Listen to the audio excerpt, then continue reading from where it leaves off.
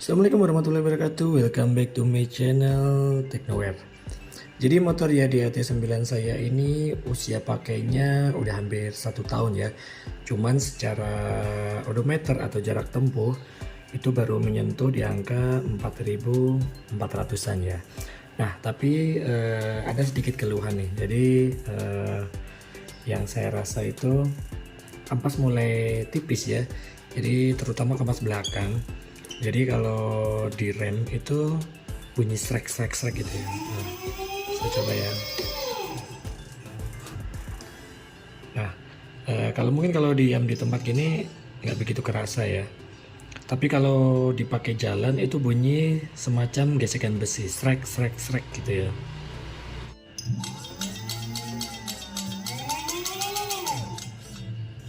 Nah, kurang lebih bunyinya seperti itu ya.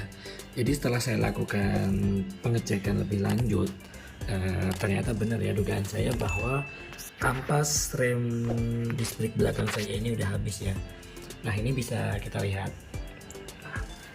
Nah kita bisa melihatnya dari sisi sini ya. Saya fokuskan dulu.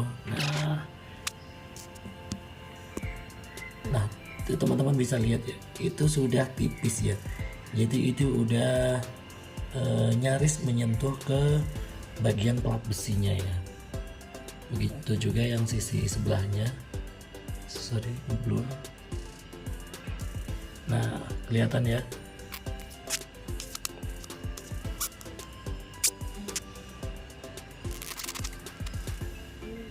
Nah, seperti itu ya. Jadi sangat berasa sekali ketika melakukan braking atau pengereman. Jadi terjadi gesekan antara piringan cakram terhadap kampas yang udah mau habis ini ya. Jadi bunyinya tuh beda ketika kampasnya masih tebal ya. Jadi bunyinya sedikit beda dari biasanya ya. Jadi ada semacam gesekan metal. Nah untuk lebih jelasnya, jadi ini memang harus kita bongkar ya. Nanti kita lihat kondisinya seberapa tipis kampas rem saya ini. Jadi apa saja yang harus kita siapkan sebelum penggantian kampas rem? Pastinya kita membutuhkan disc pad yang baru ya, atau kampas rem. Nah ini saya dapatkan dari online shop mereknya Ochi ya. Ini kayaknya made in China ya. Nah ini harganya cukup terjangkau ya. Ini nggak nyampe 50.000. Kita cek dulu. Nah dalamnya ini ya. Kalau dari fisik sih lumayan bagus ya. Jadi ini semacam ada apa ini, kayak tembaganya ya. Jadi insya Allah ini pakem. Dan ini memang untuk peruntukannya jadi AT9 sama E8S Pro yang belakang sama ya setahu saya ya. Kemudian tentunya kita butuhkan kunci ya. Jadi nanti kita akan melepas 2 buah baut ini. Ini ukurannya 10. Nah ini saya pakai kunci shop mata 10. Kalau teman-teman nggak ada bisa pakai kunci ring atau kunci pas, sama aja, yang penting ukurannya 10 ya. Oke lanjut kita ke tahap melepas 2 baut ini ya. Sekedar diketahui ya, jadi bengkel resmi Yadia itu kan gabung sama Indomobil ya. Jadi setelah servis saya pertama yang gratis itu pisah sama Indomobil. Saya nggak tahu apakah masih melayani servis ya dia, makanya saya agak sedikit males ya, karena memang agak jauh dari tempat tinggal saya. Jadi saya putuskan ganti sendiri di rumah ya. Kebetulan juga prosesnya gampang. Nah ini kita putar ke arah kiri, enteng ya. Sekarang satunya lagi.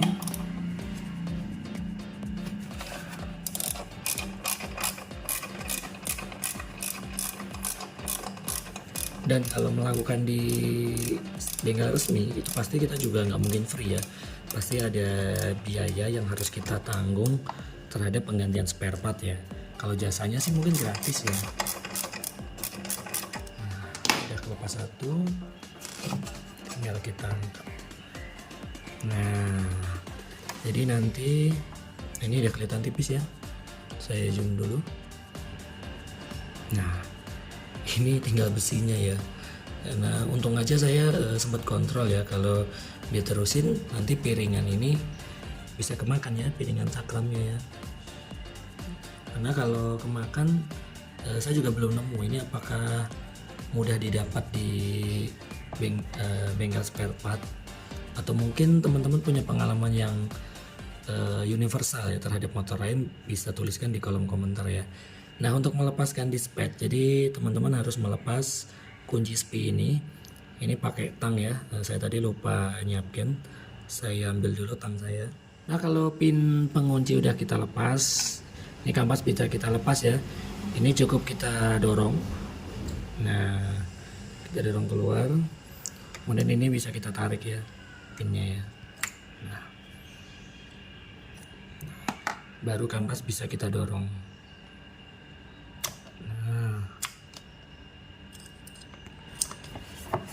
Nah, ini bisa kita lepas seperti ini. Nah, ini bisa kita cek. Nah, ini habisnya nggak bareng ya.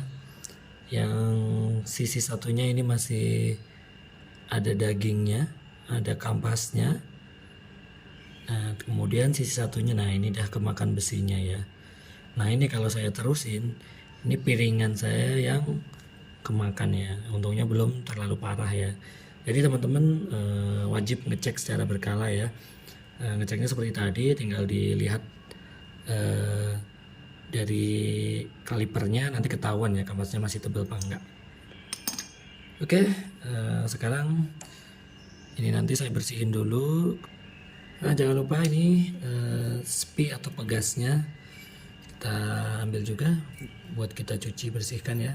Nah, hati-hati ya, jangan sampai patah karena setahu saya belum ada yang jual ya.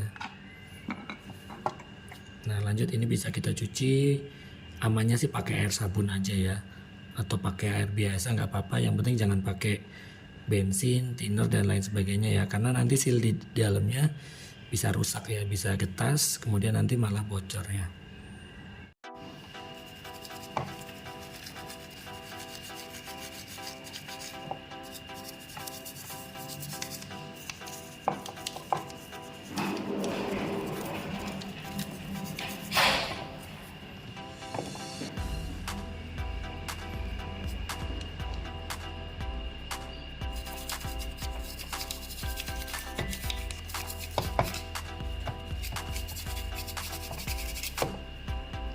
Ini kalipernya udah saya bersihkan. Nah, ini pistonnya udah mengkilap ya, jadi nggak ada kotoran debu yang menempel, udah bersih ya. Tinggal kita lakukan penggantian kampasnya. Sebelum kampas diganti, jangan lupa piston ini harus kita dorong ya. Jadi bisa pakai, teman-teman bisa pakai alat bantu obeng. Jadi tinggal diungkit. Nah, enteng ya. Kanan dan kiri harus masuk semua ya. Jadi poin penting yang harus diperhatikan salah satunya adalah ini ya, karena kaliper dari Yadia ini dual piston. Dual pistonnya tuh kanan kiri ya, bukan kalau di motor-motor Jepang kan dual pistonnya kanan ini ya, maksudnya double ya di satu sisi ya. Nah, kalau untuk Yadia ini kanan kiri ya. Ini semacam rem Brembo ya. Saya pernah punya kaliper variasi Brembo, jadi dia pistonnya tuh dual pistonnya tuh kanan kiri ya. Nah, ini jadi sebelum dilakukan pemasangan kampas, ini posisi piston kanan kirinya harus imbang ya. Jadi jangan ada yang full ke sana, nanti kampasnya habisnya nggak bareng ya. Jadi nah, ini udah saya atur kira-kira posisi piston kanan dan kirinya sama ya, sama tinggiannya ya. Kalau posisi piston udah kita sejajarkan kanan dan kiri, jadi kampas kita masukkan ya. Ini sekali lagi bentuknya sama, jadi bebas, nggak perlu khawatir kebalik. Nah, kalau udah kita ganjel pakai obeng minus ya. Ini biar nah, kalau sudah kita lihat posisi sini ya.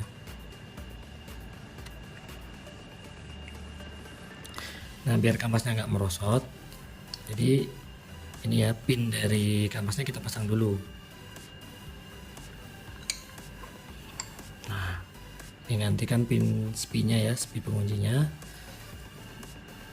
Nah ini kita ganjel pakai wing minus, sorry tadi kelepas ya. Nah kita ganjal. Fungsinya mengganjal itu untuk memposisikan biar kampas itu ke tepi sebelah kiri dan kanan ya. Nah setelah itu baru kita pasang ini spring penahan kedua kampas ya. Jadi ini fungsinya. Nah yang kaki panjang ini adalah untuk menahan agar posisi kampas itu berada di tepi ya. Jadi biar ngebuka ya. Karena kalau nggak ada ini nanti kampasnya lengket terhadap piringan cakram. Nah posisinya juga jangan kebalik. Ini yang panjang, ini posisinya dekat ke selang remnya ya. Nah posisi kaki ini kan ada 4 ya. Ini nanti masuk ke saya tunjukin pakai ini ya. Nah ini masuk ke celah ini ya, celah kampas rem ya. Saya flash dulu. Nah biar jelas.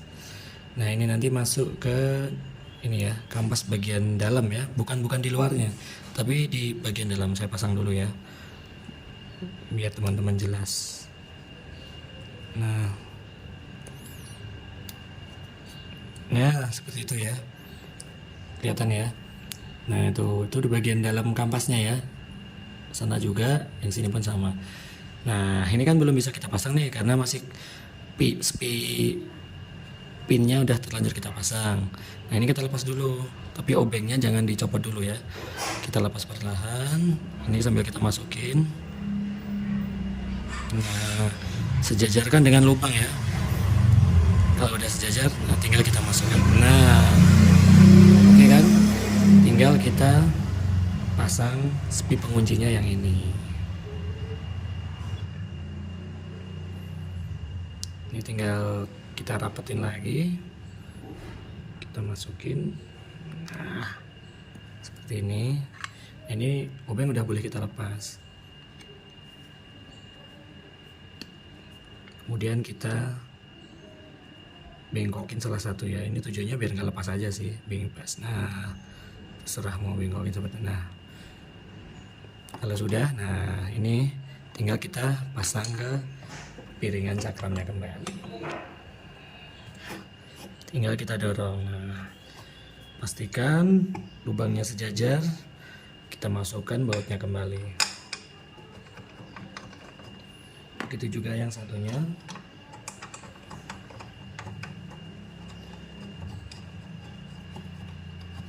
Kemudian tinggal kita kencangkan pakai boleh pakai kunci sok, boleh pakai kunci ring ya, sama aja.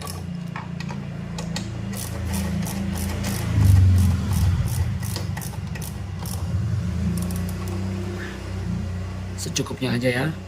Nah ini saya kembalikan ke posisi tadi semula. Ini marking dari bengkelnya ya, dari Yadianya, sebagai acuan seberapa besar torsinya. Nah jangan lupa pasang ini ya, cover penutupnya, biar kotoran nggak masuk ke celah kaliper ya. Cukup ya. Sekarang kita lakukan tes pengujian.